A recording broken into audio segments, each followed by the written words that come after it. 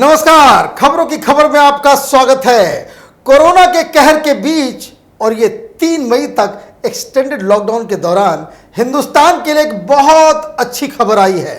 दुनिया के कई रिसर्च इंस्टीट्यूट, थिंक टैंक्स और पॉलिसी मेकर्स अब ये कह रहे हैं कि कोरोना के बाद भारत दुनिया का सबसे बड़ा मैन्युफैक्चरिंग हब बनने वाला है। अमेरिका, यूरोप के साथ साथ जापान और कोरिया जैसे मुल्क चीन में अपनी कंपनियां बंद कर भारत में शिफ्ट करने की तैयारी में जुट गए हैं। कई देशों में तो चीन में कंपनियों को बंद करने और उसे शिफ्ट करने के आदेश भी दे दिए गए हैं और कई देशों में कानून को बदला जा रहा है ताकि कंपनियों की जो शिफ्टिंग की जो प्रक्रिया है वो स्मूथ हो सके। मतलब ये कि चीन की उल्टी गिनती अब शुरू हो गई है। यूरोप और अमेरिका के विकसित देश में जो पब्लिक ओपिनियन है और सरकार की तरफ से जो बयान आ रहे हैं लगातार, उससे एक बात तो साफ है कि जैसे ही दुनिया कोरोना महामारी से बाहर आएगी वैसे ही ये सारे विकसित देश चीन को यूएन और इंटरनेशनल कोर्ट ऑफ जस्टिस में घसीटेंगे। चीन से पाई पाई का हिसाब लिया जाएगा और चीन के पर काटे जाएंगे। इंटरनेशनल पॉलिटिक्स और ग्लोबल इकोनॉमी को पूरी तरीके से बदल दिया जाएगा। मतलब ये कि पोस्ट कोरोना वर्ल्ड ऑर्डर में बहुत सारी तब्दीलियां आएंगी। लेकिन हिंदुस्तान को क्या फायदा होगा? विकसित देश चीन को छोड़ हिंदुस्तान के साथ क्यों हाथ मिलाएंगे? अमेरिका और यूरोप के जो थिंक टैंक, इंस्टीट्यूट्स हैं, पॉलिसी मेकर्स भारत के बारे में क्या कह रहे हैं, ये हम आपको आगे बताएंगे। लेकिन पहले ये समझना जरूरी है कि कोरोना महामारी के दौरान आखिर ऐसा क्या हुआ जिसकी वजह से दुनिया के बड़े बड़े देश चीन के खिलाफ खड़े हो गए, अपनी अपनी कंपनियों को चीन से रिश्ता खत्म करने के लिए कह रहे हैं। आखिर चीन से पश्चिम देशों का मोह भंग क्यों हो गया? दरअसल कोरोना महामारी ने इन देशों की नींद उड़ा दी। ये कहें कि ये लोग अचानक से ये जो है सडनली उन्हें ये रियलाइज हुआ कि वो चीन पर कितना ज़्यादा निर्भर हो गए थे और क्रिटिकल सिचुएशन में चीन के साथ डील करना उनके लिए कितना मुश्किल है। और यही रियलाइजेशन ये सारी तब्दीलियों का जो है वो जड़ में है। फिलहाल अमेरिका और यूरोप में जो तांडव मच रहा है कोरोना का, इन देशों में कोरोना वायरस से लड़ने में अपनी पूरी ताकत झोंक दी है।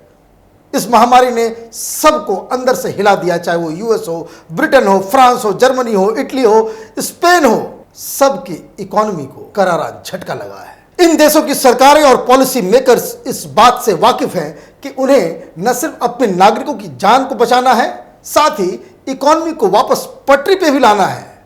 इसलिए इनके सामने 2 सवाल हैं। पहला ये कि कोरोना की वजह से जो जान और माल का नुकसान हुआ है उसके लिए जिम्मेदार कौन है, मतलब विलन कौन है इसका। और दूसरा, जीवन को पटरी पे लाने के लिए, इकोनॉमी को वापस रिबिल्ड करने के लिए क्या क्या बदलाव करना जरूरी है। ऐसा लगता है कि इन दोनों सवालों के जवाब इन लोगों को मिल गए हैं। एक बात तय है कि अब पूरी दुनिया ने यह मान लिया है कि कोरोना को फैलाने में चीन ने एक आपराधिक षड्यंत्र रचा है। और इस बात पर भी एक राय है कि अगर चीन ने कोरोना वायरस के बारे में सच सच दुनिया को शुरुआत में ही बता दिया होता तो इतने लोगों की मौत नहीं होती, इतना बड़ा नुकसान नहीं होता। मतलब ये कि कोरोना का विलन कौन है ये पूरी दुनिया को पता चल गया है। इसलिए वेस्ट के पॉलिसी मेकर्स अब ये सोच रहे हैं कि चीन को कैसे इसके लिए अकाउंटेबल बनाया जाए। खबर आ रही है कि आने वाले दिनों में किसी इंटरनेशनल ट्राइब्यूनल को बनाया जाएगा, यूएन और इंटरनेशनल कोर्ट ऑफ जस्टिस को एक्टिवेट किया जाएगा ताकि चीन से पाई पाई की भरपाई की जा सके, उसके पर काटे जा सके। यूरोप और अमेरिका की जनता की नज़रों में जो गुनहगार है उसको सजा दी जा सके और यही वहाँ की सरकारों का ये पहला कर्तव्य है। लेकिन चिंता इकोनॉमी को लेकर के है। अब एक नई स्ट्रेटजी पे वहाँ की सरकार काम कर रही है कि जिसके जरिए इकोनॉमी को रिबिल्ड किया जा सके। अमेरिका के न्यू जर्सी में ब्रिटेन वुड्स रिसर्च नाम की एक संस्था है, इसके चीफ ने जो कहा है उस पर गौर कीजिए। उन्होंने कहा है कि पिछले 30 साल से चीन दुनिया का मैन्युफैक्चरिंग हब बना हुआ है और कोरोना के बाद वो हब नहीं रहेगा। वैश्विक स्तर पर जो चीन की साख गिरी है उसकी बहाली की उसे बहुत बड़ी कीमत चुकानी पड़ेगी। यूरोपीय देश भी अब इस बात को समझने लगे हैं कि चीन में कम्युनिस्ट तानाशाही शासन व्यवस्था है। चीन एक एक्सपेंशनिस्ट एजेंडे पे काम करता है। वो पूरी दुनिया के बाजार पे कब्जा करना चाहता है। माइकल पल्सबेरी अमेरिका के रक्षा मंत्रालय के कंसल्टेंट है।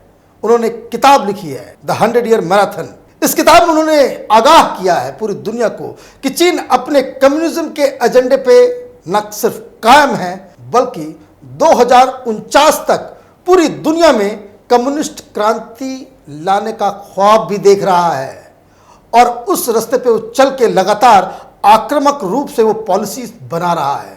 मतलब ये पश्चिमी देशों को अब ये बात बिल्कुल समझ में आ गई है कि चीन एक टोटलिटेरियन ऑटोक्रेटिक स्टेट है और इस तरह की व्यवस्था के तहत वो पूरी दुनिया को अंधकार की ओर ले जाना चाहता है।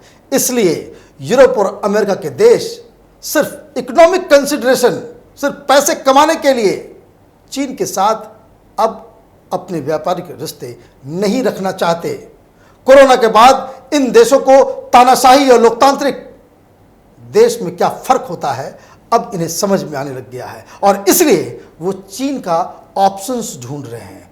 ऐसे में भारत को चीन का विकल्प के रूप में देखना बिल्कुल लाजमी है, स्वाभाविक है और भारत उसके लिए पूरी तरह से तैयार भी है। भारत के मुकाबले चीन की अर्थव्यवस्था बड़ी है, लेकिन यह भी सच है कि भारत की 35% आबादी नौजवानों की है। चीन दुनिया की फैक्ट्री है तो भारत उस फैक्ट्री का बैक ऑफिस है। दुनिया की 50% आउटसोर्सिंग बिजनेस भारत में होती है। भारत कास्ट आयरन का दुनिया का सबसे बड़ा उत्पादक है। सीमेंट स्टील के निर्माण में भी भारत दुनिया का दूसरा सबसे बड़ा देश है। भारत की रियल एस्टेट इंडस्ट्री 2030 तक दुनिया की तीसरी सबसे बड़ी स्टेट इंडस्ट्री बन जाएगी। मोबाइल निर्माण में भी भारत पीछे नहीं है। भारत दुनिया का दूसरा सबसे बड़ा मोबाइल फोन बनाने वाला देश है। उसी तरह से ऑटोमोबाइल इंडस्ट्री में भी भारत ने काफी प्रगति की है। यह जरूर है कि भारत चीन से अभी कुछ पीछे है, लेकिन चीन को टक्कर देने वाले जो पूरे दुनिया में जो मुल्क हैं उसमें भारत नंबर 1 है। माने ऑप्शन नंबर 1 भारत है। भारत के पास लगभग चीन के बराबर ही उतना ही बड़ा बाजार भी है और भारत में पहले से ही एक इंफ्रास्ट्रक्चर मौजूद है। और इस संबंध में एक दलील यह भी है कि चीन ने भी रातों रात अपना मौजूदा इंफ्रास्ट्रक्चर खड़ा नहीं किया। यदि भारत में कंपनी आएंगी तो भारत भी चीन की तरह का इंफ्रास्ट्रक्चर तैयार कर लेगा। ये कोई बहुत बड़ी बात नहीं है, उसकी शुरुआत हो चुकी है। भारत के पक्ष में जो सबसे बड़ी बात यह है कि ये एक डेमोक्रेसी है, एक लोकतंत्र है। पश्चिमी देशों को कम्युनिस्ट चीन पे विश्वास तो नहीं था, लेकिन फिर भी पैसे के लिए वो व्यापार कर रहे थे। लेकिन भारत तो एक डायनेमिक डेमोक्रेसी है जिस पर पश्चिमी देशों का भरोसा भी है और वो आसानी से व्यापार भी कर सकते हैं। और तो और भारत की एक संस्कृति है, सभ्यता है, भारत का एक इतिहास है जिसका मुकाबला दुनिया का कोई भी मुल्क नहीं कर सकता है।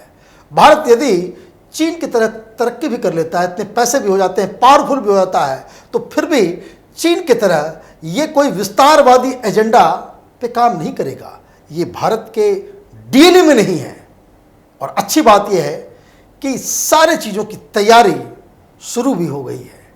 दुनिया भर के एक्सपर्ट्स ये मानने लग गए हैं कि कोरोना के बाद अब परिस्थितियां बदल गई हैं। जो ग्लोबल सिचुएशन है वो बिल्कुल बदल गई है।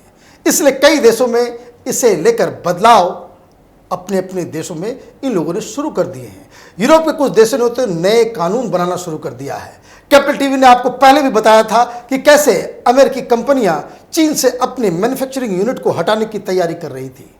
कैसे यूरोपियन यूनियन ने कोरोना के बाद नैरेटिव के जंग के लिए तमाम यूरोप के देशों को तैयार रहने के लिए कह दिया है। और जापान ने तो एक कदम आगे जाते हुए अपनी कंपनी को चीन से हटने के लिए मुआवजे के तौर पे $2.2 बिलियन के आर्थिक पैकेज की भी घोषणा कर चुका है। इतनी सारी चीजें हो रही हैं, तो कहने का मतलब ये कोई कोइंसिडेंस नहीं है। भारत भी इसकी तैयारी कर रहा है। प्रधानमंत्री मोदी के पिछले 6 साल के शासनकाल में जिस तरीके से इंफ्रास्ट्रक्चर का डेवलपमेंट पे ध्यान दिया गया, जिस तरीके से हिंदुस्तान को एक मैन्युफैक्चरिंग हब बनाने के लिए जो पहल की गई है, अब वक्त आ गया है। कोरोना एक चुनौती बनकर तो हमारे सामने आया ही, लेकिन साथ ही कई सारी अपॉर्चुनिटीज लेकर आया है। अब जब दुनिया चीन के विकल्प के रूप में भारत की ओर देख रही है, तो हिंदुस्तान में भी कुछ कड़े फैसले और बड़े बदलाव की जरूरत होगी।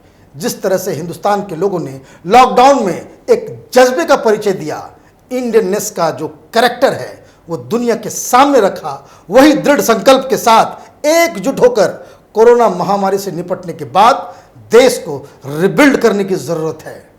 दुनिया भारत की तरफ देख रही है। हमें अपने आने वाले जनरेशन के लिए अपने आप को इसमें झोंकना होगा, खुद को तैयार रखना होगा, ताकि कोरोना की चुनौती को हम एक ऐतिहासिक अवसर में बदल सके, एक अपॉर्चुनिटी में बदल सके। और हमें यकीन है कि हिंदुस्तान इसके लिए तैयार है। आप देखते रहिए कैपिटल टीवी। हमारे वीडियोस को लाइक कीजिए, शेयर कीजिए और हमारे चैनल को सब्सक्राइब कीजिए। धन्यवाद।